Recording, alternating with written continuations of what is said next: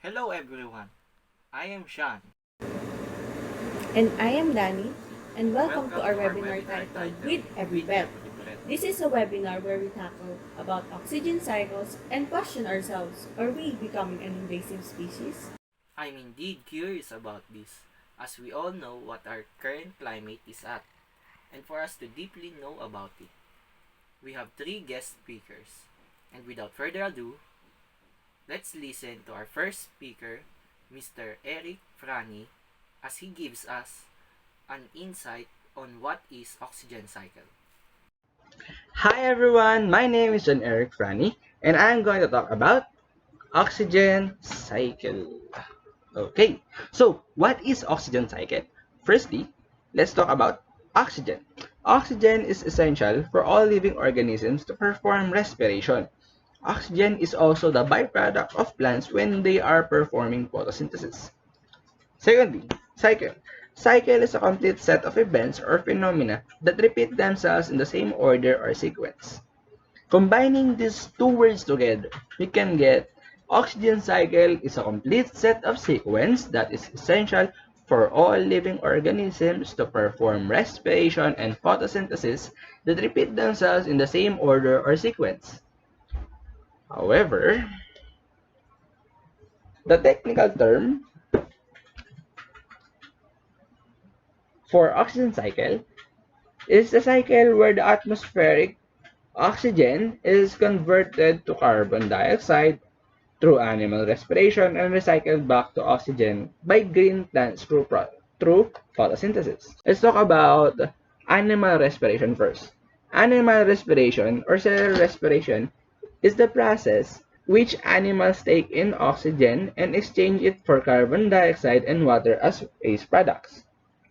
Photosynthesis is the process used by plants, algae, and diatoms, and certain bacteria to make carbohydrates from carbon dioxide and water, using the energy captured from sunlight and then releasing the excess oxygen as byproduct.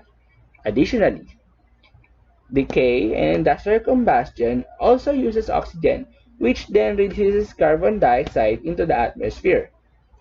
Therefore, the oxygen cycle and carbon cycle act separately, but they are dependent on each other.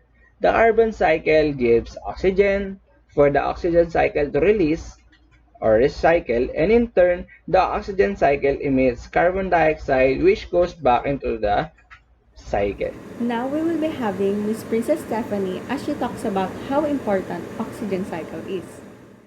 Hi everyone, I am Princess Steffanie Arbasto and I hope everyone's safe and healthy. So, the oxygen cycle is the cycle that helps move oxygen through the three main regions of the Earth: the atmosphere, the biosphere, and the lithosphere. The carbon dioxide and oxygen cycle is critical to life on Earth. The oxygen cycle is an essential biogeochemical cycle to maintain the concentration and level of oxygen in the atmosphere. The oxygen cycle is one of the main reasons for the existence of life on Earth. Without oxygen, the biosphere could not exist. However, anaerobes can live without the presence of oxygen. Few anaerobes, called the obligate anaerobes, might even die due to the presence of oxygen. By the way, the anaerobe is an organism that grows without air or requires oxygen-free conditions to live. The critical functions of oxygen include breathing, combustion, resting, and decomposition. The biological importance of oxygen is humans need it to breathe, needed for decomposition of organic waste, and water can dissolve oxygen, and it is the dissolved oxygen that supports aquatic life. And in terms of ecological importance of oxygen, without oxygen at the bottom of the water body, anaerobic bacteria, those that live without oxygen, produce acids. These acids not only increase acidity but also cause massive release of phosphorus and nitrogen, two major fertilizers, from the organic sediment and into the water column. These same anaerobic bacteria put toxic gases in the water including hydrogen sulfide, that rotten egg smell, ammonia, carbon dioxide, and methane. These gases are all toxic to fish, beneficial bacteria, and insects. And lack of bottom oxygen is the cause of odors produced by anaerobic bacteria. Oxygen is not just used by our bodies for respiration. It's just in the air. It's the most abundant element on Earth, and about 65% of the mass of your body is oxygen. Well, that seems to put a whole different perspective. Yes, indeed. It makes me really wonder, with all the technology that we have today and is currently developing, are we the ones to blame for our current situation? It really makes you wonder, does it? It really makes you think about the every breath we take, every comfort. Is it really worth it? Well, let's not let our audience wait on today's big questions. Are humans becoming an invasive species? Let's get some answers from our third speaker, Miss Isabella Therese. Good day to one and all. I'm Isabella, Therese, P. Mateo, and thank you, Danny and Sean, for the warm welcome. And yes, the question of the day, and the short answer to that is no. Now, don't fret, the reason why humans do not classify as invasive species is because of the technicalities. We define invasive species as non-native species that are doing harm to the introduced area. A lot of us are native to our own areas, but we are still doing harm, more harm than actually helping. This short answer, of course, does not apply to mere criminals from a different area who do general harm and terrorists, especially those who use ammunition and bombs. We can classify as invasive species of humans and blacklisted people. Now, technicalities aside, I would like to ask you all, even my fellow speakers and hosts, are you aware of Team Trees? The 20 million project that Mr. Beast started? Well, this is a prime example of how people, whether or not they are native to the area, do more harm than good. Let us say that you donated $20 equivalent to 20 trees. In terms of our oxygen cycle, it is the reduction of 1.6 tons of carbon or 5.9 tons of carbon dioxide and 2.6 tons of oxygen produced throughout the 100 years of the tree's lifespan. However, a lot of us humans do this phenomena where we overestimate the impact of a positive action to counteract the negative action. This phenomena is called self-licensing. Let us take food for an example. You decide that instead of regular deep fried potato fries, you ordered baked sweet potato fries as a side to your meal of fried chicken and rice. Then you decided that since you ordered a less guilty side to the meal, you may as well order an extra chicken piece. How about studying? Say that you schedule to do all of your homework and study time every Saturday.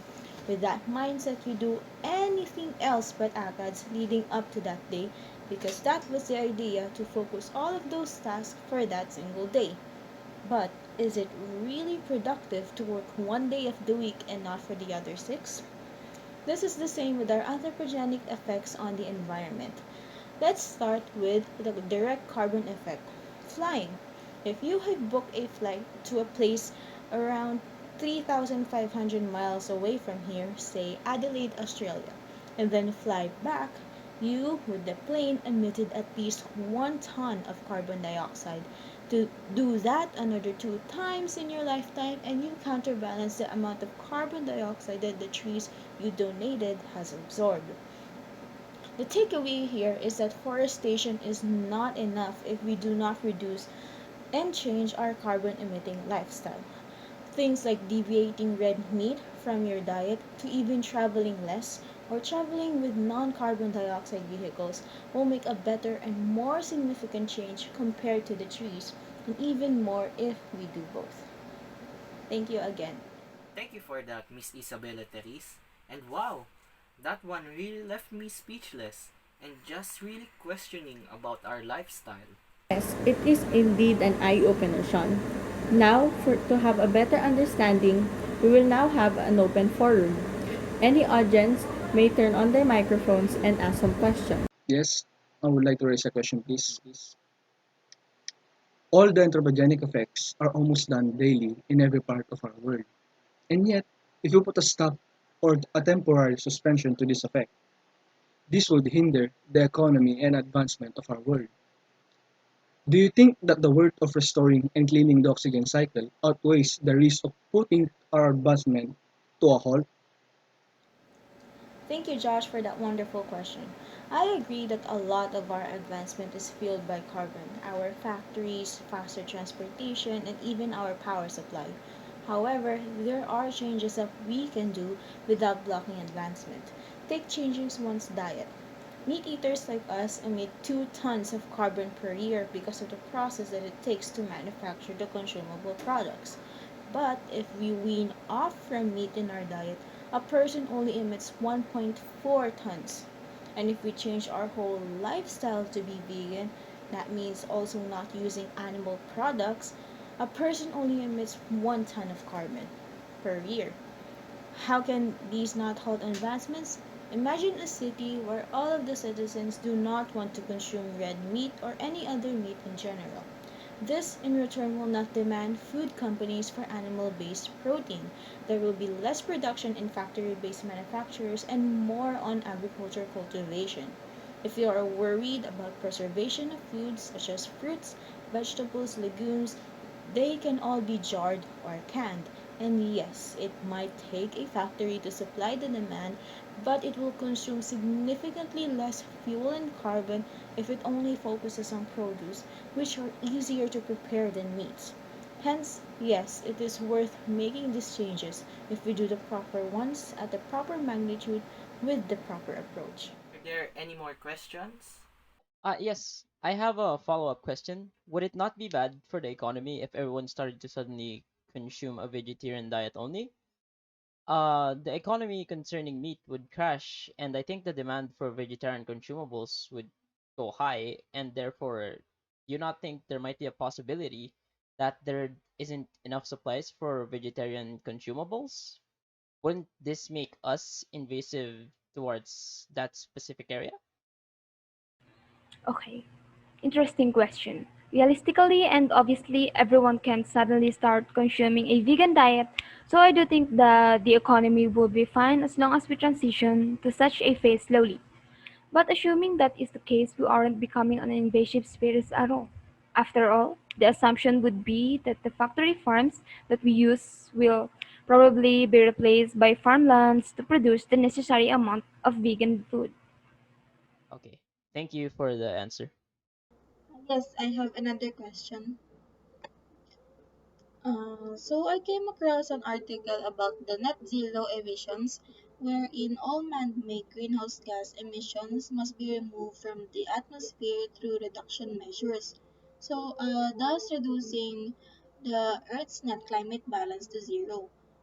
So, as I read the article, the net zero refers to achieving an overall balance between greenhouse gas emissions produced and greenhouse gas emissions taken out of the atmosphere.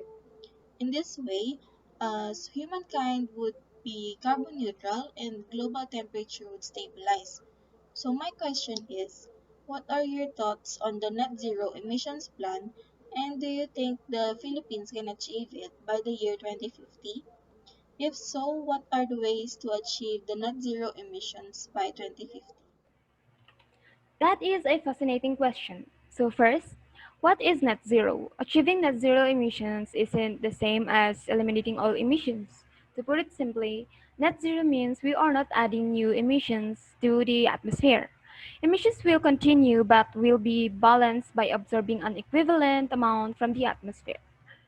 As of now, 19 countries and European Union have already adopted a net zero target with deadlines ranging from 2030 to 2050. This is in response to climate change, showing that in order to stop climate change, carbon emissions have to stop. Reducing them is not sufficient. So, my thoughts on this is net zero emissions is an effective and realistic plan to help to stop climate change and even reduce air pollution for better air quality. However, I think the Philippines might not be able to achieve the net zero emissions by the year of 2050. But maybe our country can achieve net zero emissions, just not by 2050. There are many ways to achieve the net zero emissions.